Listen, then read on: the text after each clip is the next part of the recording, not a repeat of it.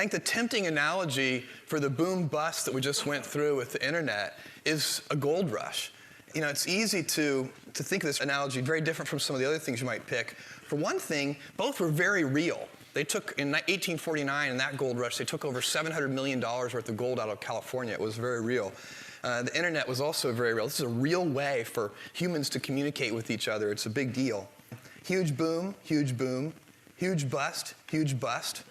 You keep going. In both things, there were lots of hype. I don't have to remind you of all the hype that was involved in the internet, the getrich.com.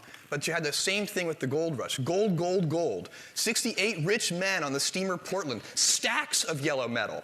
Some have 5,000. Many have more. A few bring out $100,000 each. And people would get very excited about this when they read these articles. The El Dorado of the United States of America. The discovery of inexhaustible gold mines in California. And the parallels to the gold rush and the internet rush continue very strongly. So many people left what they were doing. What would happen is, and the gold rush went on for years. People on the East Coast in 1849, when they kind of first start to get the news, they think, this isn't real.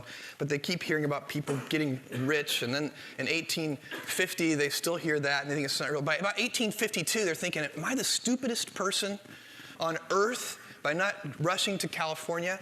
And they start to decide they are. These were community affairs, by the way. Local communities on the East Coast would get together, and whole teams of 10, 20 people would caravan across the United States, and they would form companies. These were typically not solitary efforts. But no matter what, if you were a lawyer or a banker, people dropped what they were doing, no matter what skill set they had, to go pan for gold.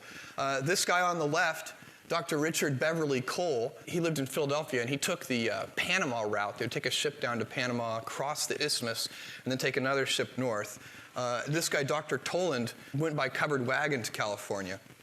This has its parallels too. Doctors leaving their practices. These were both very successful. Physician in one case, surgeon in the other. Same thing happened on the internet. You get drcoop.com. In the gold rush, people literally jumped ship. The San Francisco harbor was clogged with 600 ships at the peak, because the ships would get there and the crews would abandon to go search for gold. So there were literally 600 captains and 600 ships. They turned the ships into hotels because they couldn't sail them anywhere. You had .com fever, and you had gold fever. And you saw some of the excesses that the .com fever created, and the same thing happened. The fort in San Francisco at the time had about 1,300 soldiers. Half of them deserted to go look for gold. And they wouldn't let the other half out to go look for the first half, because they were afraid they wouldn't come back.